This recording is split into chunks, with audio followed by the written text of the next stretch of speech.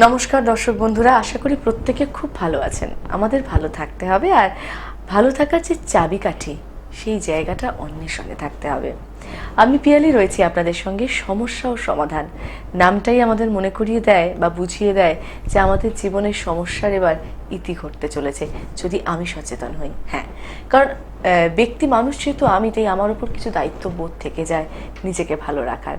তারপর তো আমাদের সঙ্গে রয়েছেন এমন একজন মানুষ যিনি প্রতিনিয়ত আমাদের জীবনের সমস্ত রকম বাধা বিঘ্নকে প্রতিহত করে এগিয়ে চলার সাহস যোগান এবং তার জন্য সুগম রাস্তা দেখান। আন্তর্জাতিক খ্যাতিসম্পন্ন জ্যোতিষ, বাস্তুবিদ, marriage and education specialist Shri Bhrigu Anadi রয়েছেন আমাদের সঙ্গে। ওনাকে স্বাগত জানাবো আজকের পর্বে। নমস্কার দাদা, স্বাগত আপনাকে। নমস্কার। উপস্থিত সকলকে আমার আন্তরিক প্রীতি, শুভেচ্ছা, ভালোবাসা, বড়দের শ্রদ্ধা ও নমস্কার জানিয়ে প্রত্যেক দিনের মতন আজকেও চেষ্টা করবো আপনাদের এবং আমাদের জীবনযাত্রার বিশেষ কোনো দিক নিয়ে। তার সঙ্গে পিয়ালি, তোমাকেও আমার প্রীতি, শুভেচ্ছা ও ভালোবাসা। অনেক অনেক ধন্যবাদ দাদা। আমাদের জীবনের সমস্যার শেষ নেই। প্রায় একটা কথা আমরা বলতে শুনি বা শুনতাম যে আমাদের দিদিমা ঠাকুমারা মানে বেশি বেশি বলতেন, এখন হয়তো মায়েরা হয়তো অনেকটা কমই বলেন কথাগুলো, যে যাই ভালো কাজ করছিস একটু সামলে কর, একটু লুকিয়ে কর, নালে মানুষের নজর লেগে যাবে, মানুষ হিংসে করবে, হিংসেতে তোর ভালো কাজটা আটকে যাবে। এই কথাগুলো কি মানে বাস্তবতা কতটা? প্রথমত বলি, মানুষ যার জীবনে যখন ঘটছে সে তো নিজেই হারে হারে টেরটা পাচ্ছে। এটা নিয়ে তো অস্বীকার লাভ নেই। তুমি বলছো বসের মন পাচ্ছি না, বসের সঙ্গে কন্ট্রাডিকশন, মানে ভাষার আদান প্রদানটা সিচুয়েশন অনুসারে আলাদা আলাদা হয়েছে। এই জিলাসনের শত্রুতার আমরা শিকার হচ্ছে, এগুলো মানুষেরই কথা। তাহলে সেই ঠাকুমার কথাটাই তখন হয়তো অনেক সময় অনেক ঠাকুমা ঝড়াঝড়ির জন্য অভিশাপ দিত, তোর ঘরে মামলা ঢুকুক, তোর ঘরে রোগ ঢুকুক, মানে বিভিন্ন বলি। কিন্তু আমরা যতই বলি আধুনিক হয়েছি, টেকনোলজি তো উন্নত হয়েছে, একটা আলোর কিন্তু একটা বিপরীত দিকও আছে, অন্ধকার। তো এইগুলো হচ্ছে অন্ধকারের একটা দিক। ভালো লোক যেরকম থাকবে, খারাপ লোকের সংখ্যাও তো আছে। অথচ আমরা সবাই বলছি আমরা ভালো লোক। আমি ভালো খারাপ মানে আলাদা করে ম্যান টু ম্যান মার্কিং করার কেউ না, করিও না। আমি স্টার ওরিয়েন্টেড দেখার চেষ্টা করি যে একটা লোক একটা লোকের জীবন, মানে কেউ যখন আপনার ক্ষতি করছে ভাবছে, তাহলে আপনার স্টারটা তো নিশ্চয়ই খারাপ। তাহলে আপনি এফেক্টেড হচ্ছেন কি করে? আমি অঙ্কটা এইভাবে করার চেষ্টা করি, তারপর তাকে প্রতিকার দিই যাতে আপনাকে পুরো জেলাসনের সূত্রতে আপনার লাইফটা নষ্ট না হয়। কিন্তু কেন করছে বোঝার চেষ্টা করি। সমস্যা, ওই জন্য অনুষ্ঠানে দেখবো আমার সমস্যা সমাধান। একদম সমস্যা যদি ঠিক প্রেডিক্ট করতে হবে, তাহলে সমস্যার সলিউশনটা থাকবে, ডায়াগনোসিসটা ঠিকঠাক একদম, তাহলে মেডিসিন আমার আছে। ঠিক সেরকম সমস্যাটা কি, বসের সঙ্গে মতপার্থক্য, নাকি আমরা একই সব অফিস কলিগ, সেখানে কোনো রকম কান ভাঙাই চলছে আপনি ভাবছেন, কিন্তু আমি দেখি গ্রহ নক্ষত্র অনুসারে কীরকম বলি। আসুন, এই গ্রহের মধ্যে যেমন বুধ বিচার, বুদ্ধি বিশ্লেষণ, চাঁদ মানে মন, মানসিকতা, এরকম সব ভাগ আছে। গ্রহদের মধ্যে কেতু একটা গ্রহ রয়েছে, রাহু মাথা, নিচটা হচ্ছে কেতু, দেহটা। কেতু সাধারণত জিলাসের শত্রুতা বাড়ায়, মানে এটা আমরা নেচার।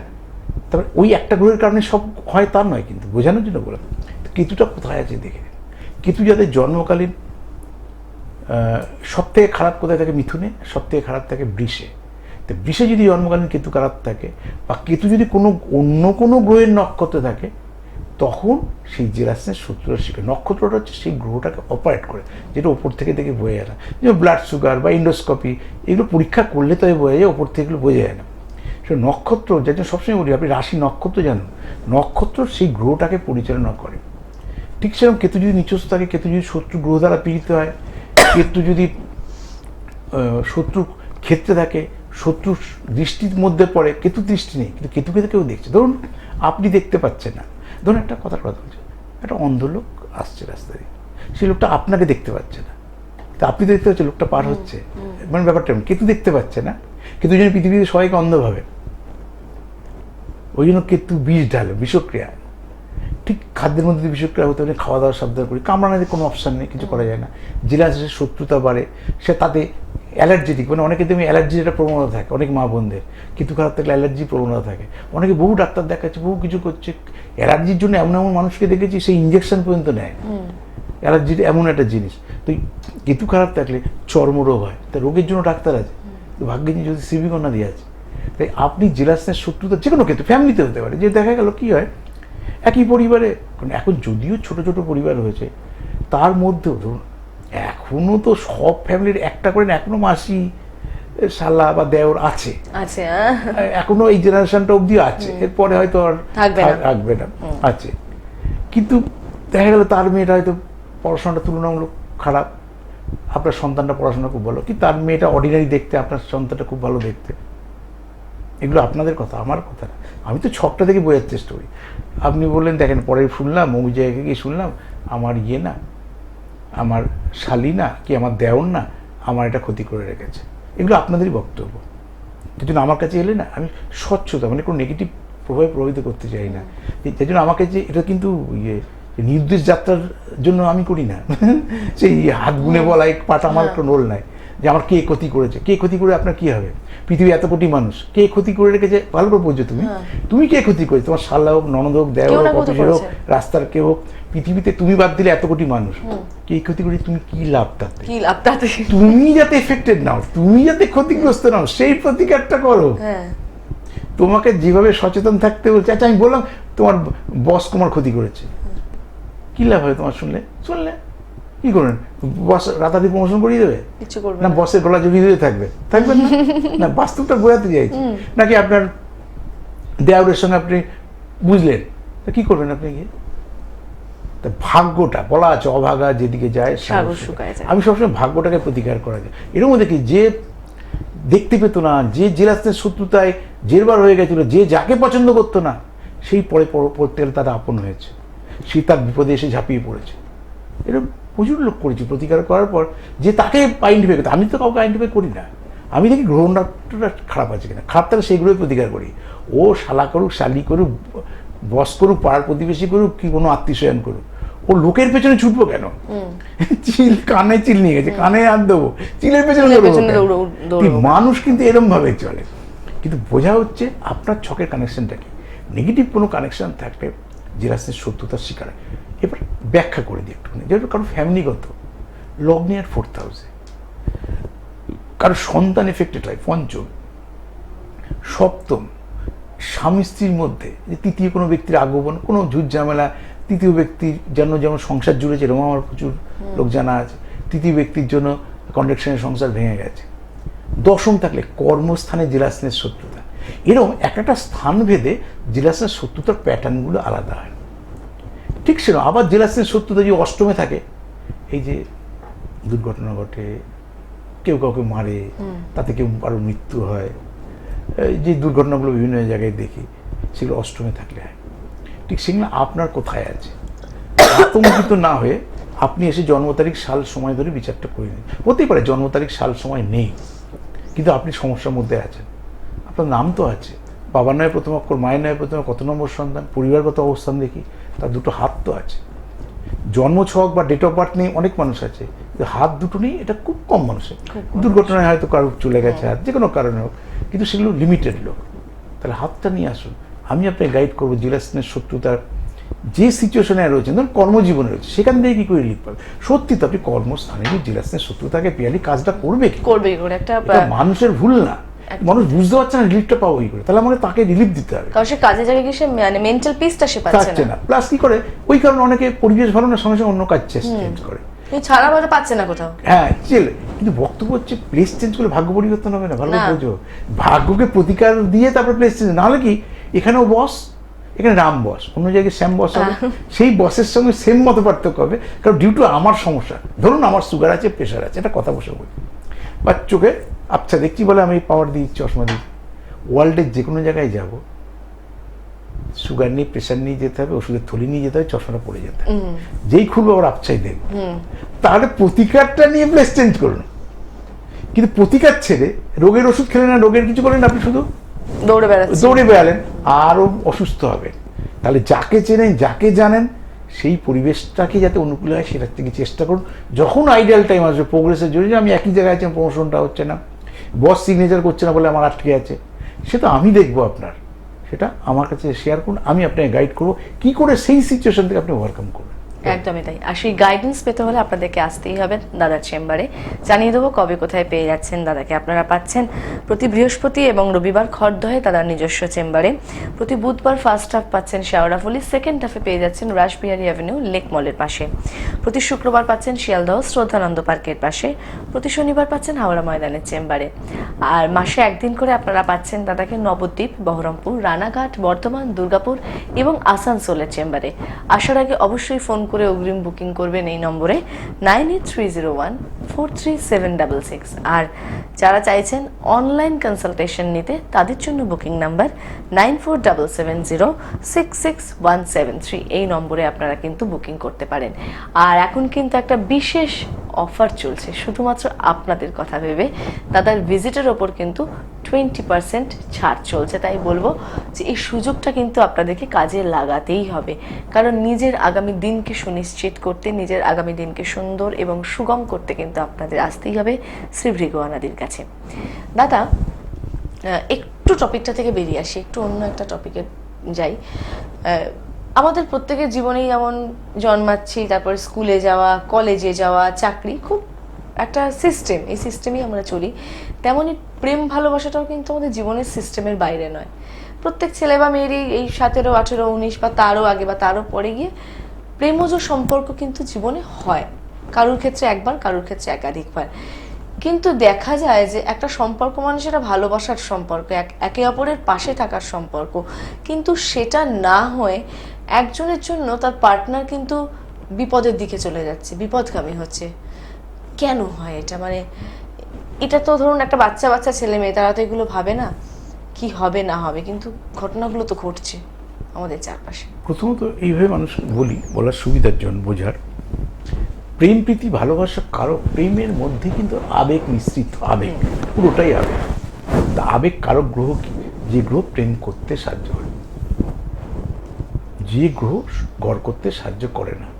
প্রেমের আবেগ একরকম, সংসার জীবনের আবেগ একরকম। প্রেমের আবেগ একটু মিশ্রণ করে বলি, যারা প্রেম করে বিয়ে করেছেন বা দুটো লাইফই দেখেছেন, প্রেম করতেন এখন অন্য কাউকে নিয়ে ঘর করছেন, দুটো লাইফই সাকসেস, তখনও ছেড়ে আসেননি, এখনও যাকে বিয়ে করেছেন ছাড়ে আসেন। আপনি দেখার জন্য কিন্তু, আপনাকে দেখার জন্য কখন ছাদে উঠবেন, বা ওই বৃষ্টির মধ্যে হয়তো ছাতা নিয়ে দাদাটা দাঁড়িয়ে আছে, বা আপনি হয়তো স্কুল থেকে যাওয়ার পথে একবার হলো দাঁড়িয়ে আছেন। আজকে আপনি ওয়াইফ, আপনি ছাতা নিয়ে কিন্তু আর অপেক্ষা করবেন না। আপনি ছাদেও হাজব্যান্ডকে দেখার জন্য আপনি যাবেন না, হাজব্যান্ডও লুকিয়ে লুকিয়ে পেছন পেছন যাবে না, কারণ পরিবেশ সিচুয়েশনটাই আলাদা, এটা কিন্তু বুঝতে হবে। তাহলে ওইটা প্রেমের আবেগ একরকম, সংসার জীবনের আবেগ তো থাকবে, কিন্তু বাস্তবতাটা অনেক বেশি। তাহলে এই দুটোর মধ্যে বেসিক ডিফারেন্স আছে, সেগুলো গ্রহগত কানেকশন, যার জন্য বিয়ে দেওয়ার ক্ষেত্রে মঙ্গল বিষয়ে গুরুত্ব দেখি শুক্র চাঁদ, আর এইদিকে হচ্ছে প্রেমের ক্ষেত্রে বুধ, চন্দ্র, শুক্র, এইগুলো হচ্ছে আবেগ প্রবণ গ্রহ, এগুলো প্রেম করতে সাহায্য করে। তাই ঠিক প্রেম করে বিয়ে হবে কিনা তখন ওই বাস্তবতার গ্রহগুলো দেখি। প্রেম থেকে যারা ভুল পথে পরিচয়, প্রেম তো একটা বিশ্বাস, একটা বিশ্বাস করে ভালোবেসেছেন, হয়তো আবেগ থেকে, কেন প্রথমে তো আবেগই থাকে, আগে ভালো লাগাই থাকে, পরে ভালোবাসা আসে। ভালো লাগাটা আপেক্ষিক, কিন্তু ভালোবাসাটা কিন্তু আপেক্ষিক না, চেঞ্জেবল না। বহু মানুষ আছে, তার সেই ছেলেটা বিয়ে করে তার জীবনযাপন করছে, সেই মেয়েটা কিন্তু আজকেও সে নিজের লাইফ পার্টনারটা তৈরি করলো না, সংসারটা করলো না। এরকম বহু উদাহরণ আছে, উদাহরণ আমার কাছে রয়েছে। কোনোভাবে ছেলেদেরও আছে, তা যা কোনোটা কাম্য না, কিন্তু বলছি এটা একটা গ্রহ নক্ষত্রের নেচার অনুসারে তো হবে। ঠিক সেখানে বিপদগামী জীবনযাপন কিছু কিছু ক্ষেত্রে, ধরুন রাহু শুক্রযুক্ত হলো, বা রাহু চাঁদ যুক্ত হলো, রাহু গ্রাস করে বিচার বুদ্ধির বিশ্লেষণ। রাহু ওই ইমোশন গ্রহগুলো যদি কোনো নেগেটিভ গ্রহ দ্বারা দৃষ্ট হয়, কোনো নেগেটিভ গ্রহের সঙ্গে থাকে, তাহলে আমরা বিপদগামী জীবনযাপন। বহু প্রেম প্রীতি ভালোবাসা করে একটা খারাপ স্টুডেন্ট ভালো হয়ে গেছে। এমনকি বিয়ের ক্ষেত্রে দেখেছি, নেশাগ্রস্ত ছেলেকে তো আপনি বিয়ে করবেন না, কিন্তু ভালোবেসে ওই নেশা করে জেনেও বিয়ে করেছে, বিয়ের পর সেই ছেলে ভালো হয়ে গেছে একদম। আবার খুব সুস্থ সবল, প্রচুর অর্থ, যে জীবনে নেশা করে না এরকম একটা দেখে বিয়ে করেছেন, বিয়ের পর আস্তে আস্তে আস্তে দেখা সে নানা রকম নেশায় জর্জরিত হয়ে গেছে।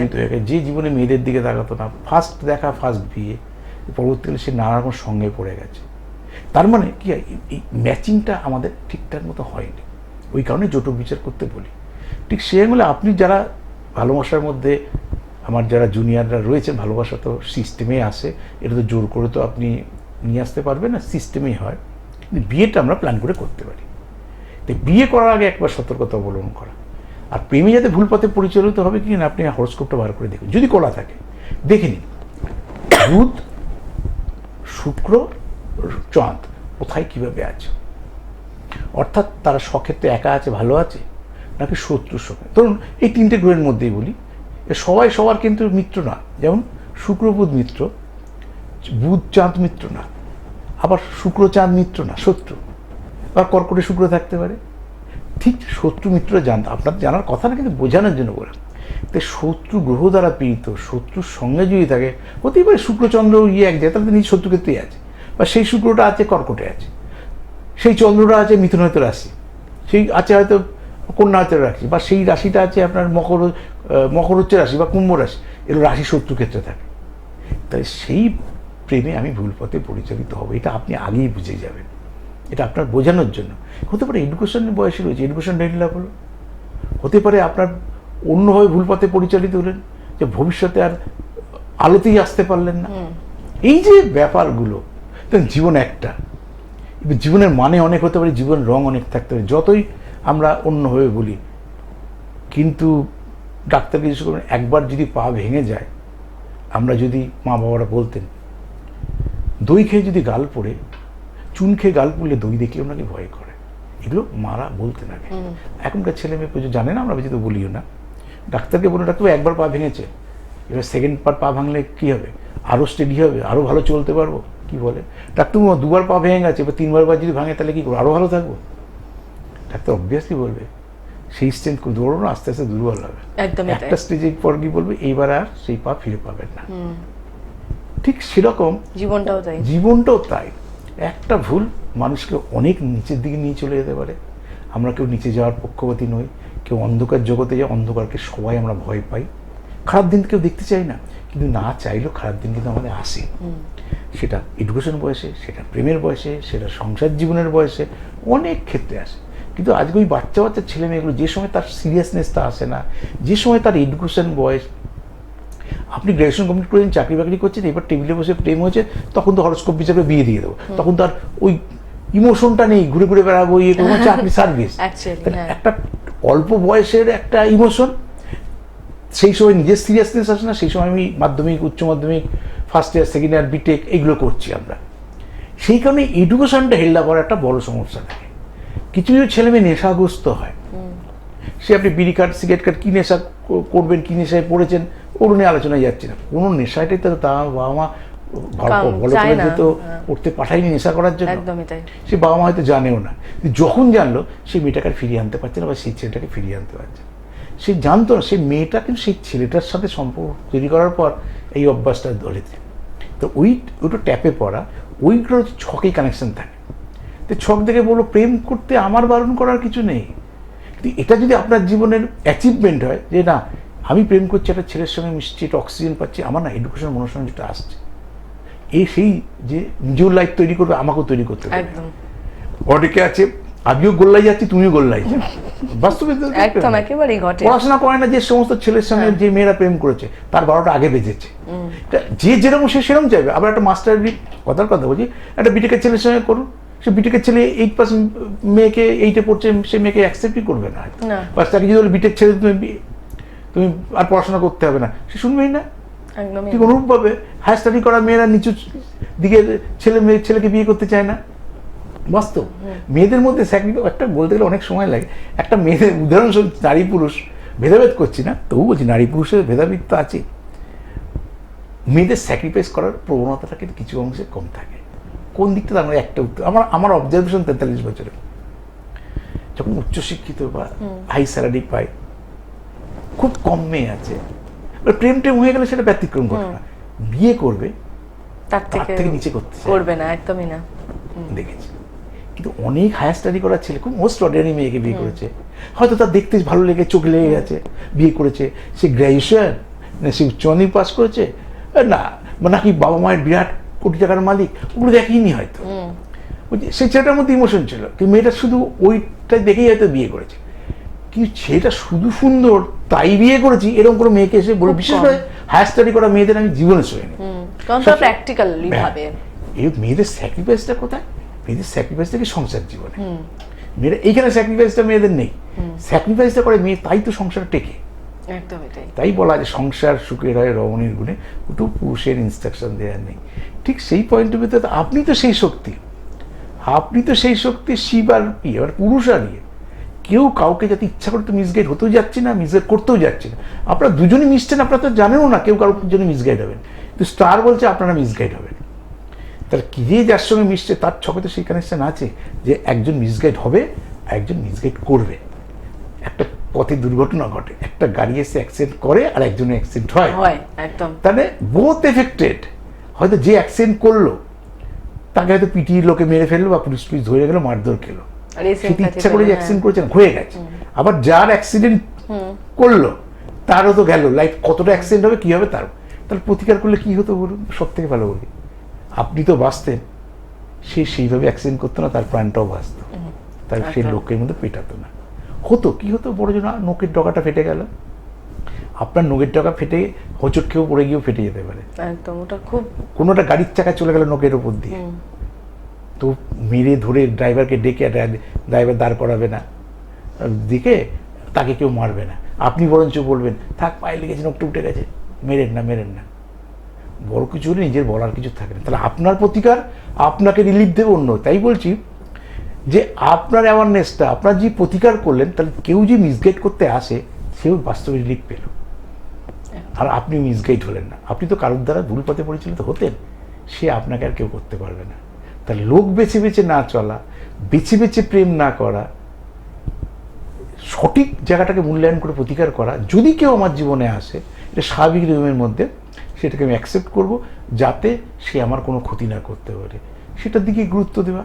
এটার জন্যই প্রেম করুন, কোনো চাপ নেই, কিন্তু বুদ্ধি করে, চোখ নাক খোলা রেখে, মা বাবা যেরকম গাইড করার বলে সেরকম। আমি বলবো হরস্কোপ বিচার করে প্রেম করুন, যে যার সঙ্গে মিশছি সে আমাকে ভুল পথে পরিচালিত করবে না, তার ডেট অফ বার্থটা নিয়ে আসুন।